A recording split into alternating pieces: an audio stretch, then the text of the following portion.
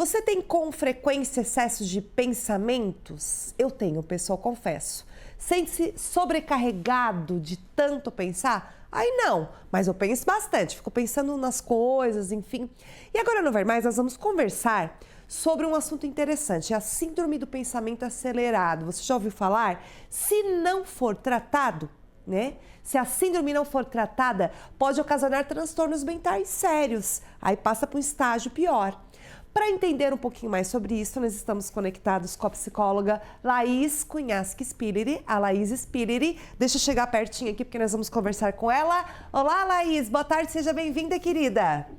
Oi, boa tarde. Muito obrigada. Bom, o que é a síndrome do pensamento acelerado? Então, a síndrome do pensamento acelerado, ela tem se tornado cada vez mais comum, né? Especialmente nesse mundo que a gente vive, onde a gente tem um excesso de estímulos o tempo todo. A síndrome do pensamento acelerado, ela foi denominada, né, descrita pelo psiquiatra Augusto Cury. E ela diz respeito a uma hiperatividade mental constante. Ou seja, é aquele excesso de pensamentos, né, de estímulos. É como se a mente ela nunca parasse, né? Sim. O corpo até para, mas a mente não. Mas vamos lá. Vamos ser práticos, né? Eu tô aqui, tô concentrada aqui, tá, pessoal? Mas eu saio daqui, daí depois eu vou embora. Daí eu tenho que fazer isso, fazer aquilo outro, daí eu fico pensando. Ai, daqui a pouco eu tenho que fazer a tarefa do filho, daqui a pouco eu tenho que comprar aquilo pro filho, eu tenho que fazer a janta, eu tenho que ir no mercado, e fico pensando. Como detectar se eu estou com esta síndrome, né, do pensamento acelerado ou só apenas eu tô cheia de coisa para fazer? O que manda aí, né, para a gente poder diferenciar, até muitas pessoas confundem isso com a Sim. ansiedade, né? Uhum. A ansiedade, ela sempre se refere ao medo, né, à antecipação do futuro. Já a síndrome do pensamento acelerado, o que vai diferenciar ela é esse ritmo, né? Então, é como se a nossa mente ela estivesse em overdrive. O corpo até para, mas a mente não. Sim. A mente está sempre pensando no que ela vai fazer, se cobrando, né? Pensando no que ela deixou de fazer. Então, é esse ritmo realmente, tá?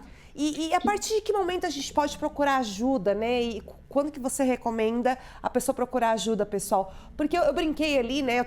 A gente tá sempre cheio de coisa para fazer, cheio de pensamentos, né? Mas a questão é que você não consegue desligar, isso é ruim. Então, qual é o sinal que a pessoa tá com esse problema e que deve procurar ajuda?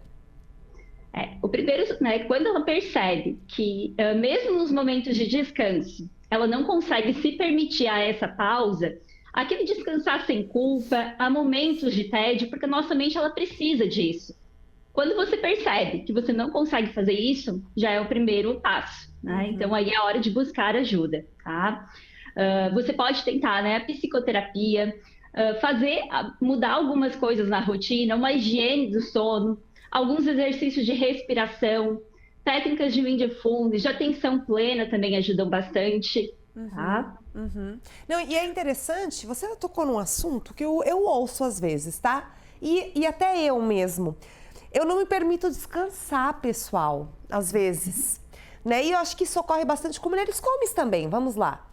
Eu não me permito descansar, tem tanta coisa, não vou parar, eu não tenho direito de descansar porque eu tenho tanta coisa para fazer que eu não me permito descansar.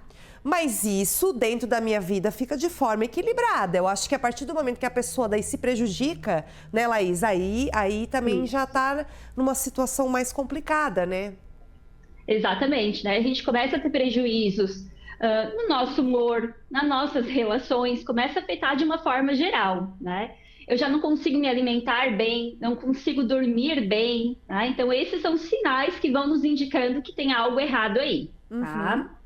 E assim, Laís, é uma síndrome, mas para pular para um transtorno, para uma depressão, para algo que é considerado, né, pela literatura um pouco mais grave, um grau acima, né? Demora muito? Você tem visto alguns tipos de casos assim contigo? Sim, cada vez isso é mais frequente aqui no consultório, né? O que eu sempre digo? Eu até gosto de trazer um exemplo aqui. A gente diz que a ansiedade, ela não mata, né? Mas se a gente não tratar, por exemplo, a ansiedade, ela pode evoluir para problemas mais graves que podem sim levar a consequências mais sérias. E isso se aplica aqui também para a síndrome do pensamento acelerado, né? Se eu não reconheço, se eu não trato, ela vai evoluindo para casos mais graves, para um transtorno de ansiedade, para um transtorno, né, depressivo ou outro. Ou Tá? eu acrescento aí, Laís, essa pessoa vai ter que achar alguns gatilhos que não são Uhum. saudáveis, como medicamentos, Sim. bebida, outras coisas, gatilhos para poder desligar. Aí, enfim, aí a situação fica pior ainda. Aí inicia o ciclo da dependência, né? Porque é como se a gente tapasse o sol com a peneira, né? Bem assim. Então resolvo ali a curto prazo, mas não a longo prazo. Resolve um problema, acha outro, né? Aí Isso. não tem. Mas vamos lá, qual é a causa? Porque, enfim, a gente está numa sociedade hoje da era da informação, tudo é muito rápido, nós temos aí, né, dois mundos para cuidar, né, Sim. pessoal? Duas casas para cuidar, a casa da rede social, a casa da vida real, é tudo dois, tudo dois. Aí não tem como a gente não ficar acelerado, mas assim, vamos ser práticos também. Eu gosto de trazer, porque às vezes a gente fica falando, parece que está tão longe, mas não, é a nossa vida. Né? O que que hoje você tem analisado a causa de a gente estar falando mais sobre essa síndrome do pensamento acelerado e que você tem observado no dia a dia das pessoas? A gente, quando pensa nisso, muitas pessoas ligam direto ao uso excessivo do celular, né? Mas o celular em si não é o grande vilão. O problema é quando a gente faz um uso do celular, das telas em geral, sem pausa. A nossa mente, ela precisa desses momentos de pausa, de respiro e sentir o tédio. Então, a gente vive, né, num mundo onde a gente está sempre vivendo um excesso de informação, com multitarefas e com pouco tempo de pausa. E esse ritmo, ele vai treinando nosso cérebro a estar sempre em estado de alerta. E quando o cérebro ele não descansa, né, como ele deveria, não tem esse momento de pausa, o corpo também adoece. Com certeza. E um gatilho também, além da dependência que nós falamos, outras, dependência química, enfim, a própria dependência do celular, que as pessoas às vezes querem fugir do seu mundo e ficam lá olhando a rede social por horas e horas e horas para tentar esquecer dos problemas. E daí é um outro problema também, né, Laís? Que realmente você, como você falou, né, tapando o sol com a peneira.